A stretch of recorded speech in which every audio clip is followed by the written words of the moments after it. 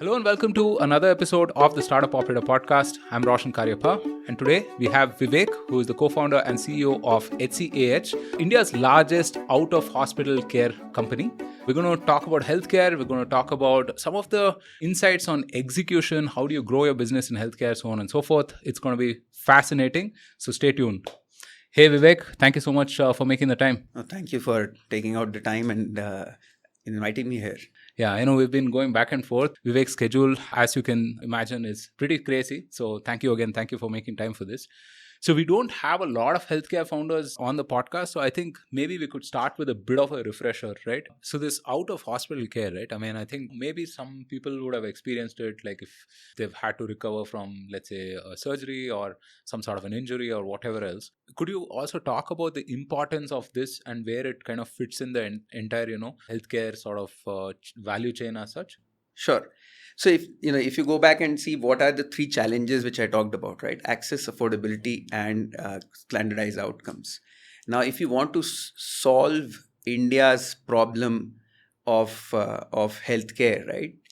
A hospital bed, a tertiary care hospital bed would probably cost, let's say, about 1.5 crore rupees or thereabouts per bed, right? It's a big expenditure, and hence it will require certain amount of pricing and a certain amount of time for you to return that money back to the people who have invested. Now, I think I'm not sure if the audience might be aware of what you mean by tertiary care, right? I mean, if you can. Hospitals like Manipal or a Fortis or a Max are hospitals which have these tertiary care setups, which are 200, 300 beds where high-end surgery, high-end procedures happen. That's what I'm talking of in the tertiary care space. Now, if we continue to build those, right, there is a point beyond which the return generation would become, you can't build so many because it requires a lot of money, and hence that's a constraint. Capital is one big constraint. The second is we have super specialists, right? So whether it's a neurologist or a oncologist in India, practically almost all super specialists are less than 5,000 in number per specialty, right? So which is probably how much you'll have in a European country, right? So we are woefully inadequate in terms of the super specialists. So anything which has these two big constraints will, scaling itself will become a challenge, right? Because there's challenge a huge and cost, basically. Challenge and cost, right? So you'll not be able to go beyond a certain geography because affordability will become a problem. People will not go to certain geographies because people want to stay in the top tier places. So how do you solve India's problem like that? That's where we come into picture, right? We are saying hospitals are important. They're there for saving lives and acute interventions, so surgical interventions, so anything which requires a super specialist to act on. So any service which requires a super specialist to be physically present or a super specialized infrastructure to deliver the care should be done in the hospital. For everything else, you don't need to be in the hospital. You can be taken care in the out of hospital care setting. It will be cheaper. It will be contrary to public perception. Infections would be actually lesser, right? People generally perceive hospitals to be safer for infections, but it's the other way around. There are so many infectious patients. The chances of you catching infection is higher in hospital, right? And then it's more home-like, right? Hospitals by design are clinical in nature, right? So they have to do certain things which may or may not be to our liking, right? But they have to do it. So that's where the opportunity size is humongous. If hospitals are for saving lives, we are for improving quality of life, which is very, very important. Give me an example.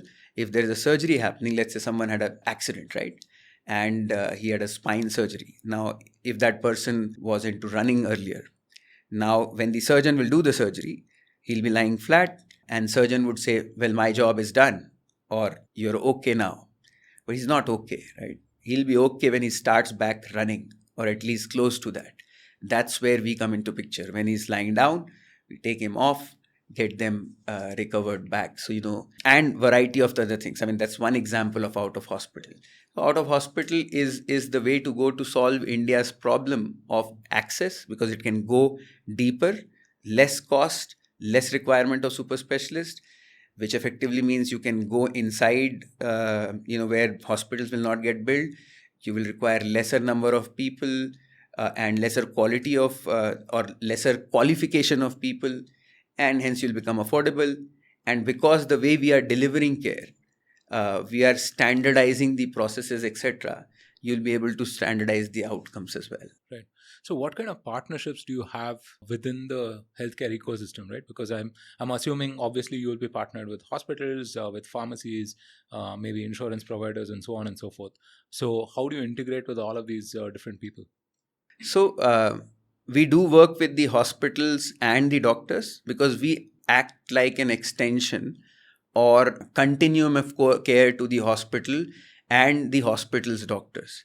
So our interaction happens more with the doctors, where, let's say, the same spine case, right? The spine surgery would be done, but the outcome of that spine surgery would be very good if we are able to get the rehabilitation done, because that's how that would happen. So we partner with the doctors and hospitals as an extension to the care. The second is around, well, we have our own, each and every center of ours. We have pharmacies as well. So we have our own pharmacies available in centers. We have tied up with pathology labs, so that it's a sister concern of ours called OnQuest, where we have tied up, and we, wherever they are not there, we've tied up with other pharmacies, so that other pathology companies, so that we can get the samples done. So those are few of the partnerships which we have. Insurance is something which you brought up, which is very important. We have started doing insurance has started covering this pretty recently. We're the first company to be able to do that. And that is a big boost, right? Because that basically means that the people would not be out of pocket. And that impacts affordability significantly, right? Which is a challenge in India. Right. So I've always wondered about growth in healthcare, right? I mean, so I obviously operate in SaaS, where it's a little more straightforward, right? You run campaigns, generate opportunities, and prospect, right? But you can't do something similar in healthcare, right? I mean, you can't say or do certain things. Obviously, it's a very regulated industry as well, and also, I mean, if your outcomes are really good, then the patient obviously stops being with you, right? I mean, it's not like you can expect the person to be a continuous customer of yours, right? Maybe the best you can hope for is that they refer someone else and come to you again whenever there's a challenge, right? How do you think about growth in healthcare? So there's two parts to the question. One is customer acquisition side. One is the customer retention, whether retention is possible. Is it even ethical to be, to have a retention question, right? So on the acquisition side, you're right that it is for a consumer business, right? It's the story of how can you, do more advertising, or you are able to do word of mouth, which spreads faster if it's a consumption thing which happens every day.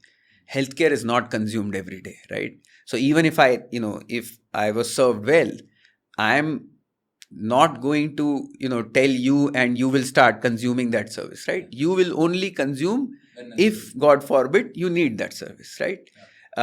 Which essentially, has one element which helps a lot of consumer internet companies and so on, have a very good cycle of referral mechanism and so on and so forth work. I think here what you'll have to do is be very targeted. Some of the industries, and I'm sure this is true for some of the other industries as well, where you will have to find the customer, or the customer has to find you through targeted mechanisms. So for example, we said we partner with hospitals, doctors. Clearly there is a set of customers who will require the service. The doctor, because he wants the patient to do well, he'll suggest that, look, you have to go through this process so that you're able to get to the level which you should ideally reach. And that becomes one way to reach out. The other is, of course, because of internet's penetration and the way searches are happening and so on, people continuously search about it, right?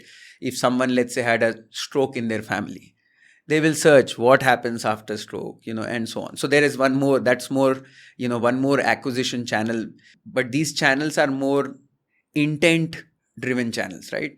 You have to have the intent. You'll not be on Facebook or Insta, right? And suddenly you will see, stroke rehabilitation, and you'll click and then come, right? It's that method is not available, which is available to others. So you have to be more cautious on, how you're acquiring the customers and your promise, right? Because, like we started, if the promise is wrong, it can backfire, right? So you have to be cautious in that sense. And, you can't say certain things, even, regulatory wise. Even the platforms restrict you to from saying certain things. But the second question which you said, right, on retention. So we have 3 business lines, right? One is into rehabilitation and recovery. So the patient comes in, stays with us about 30 to 45 days, recovers back to almost close to his original self or to the maximum potential available, right? There, it's you would not want them to repeat the same service, because that means that you've not done a good job. But they might require services throughout their life, right? And you could support them, throughout their life journey. So you can continue on the patient. The second business is around geriatrics, right?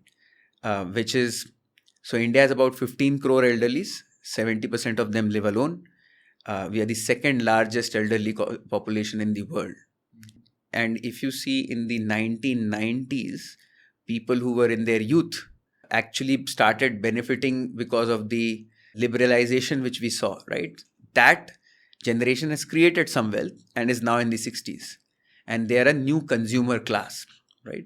And they have unique needs. They don't want to be dependent upon their kids and so on. That's where you get customers practically for life, right? So whether it is caregiving for them who require assistance in daily living, or which could be throughout the life, or we have assisted living centers where people come in and can stay on for throughout their lives again. And we have a business called seniority, which is the closest to all the consumer internet, right? So it's like first cry for elderlies, right? So think seniors, think seniority is what we say. It has e-commerce, it has retail stores, etc.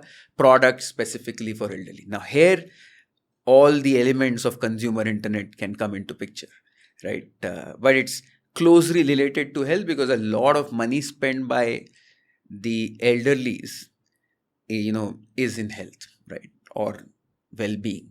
Right. And the third is chronic disease management, which again is a chronic disease. So, if you get in, you stay in for a longer period of time. So, you'll have to continuously be there. Otherwise, you'll have acute intervention, which is like even worse, right? So, in these cases, consumer actually continues to be, and if you do good, the consumer continues to repeat. You have better LTVs, and it works out.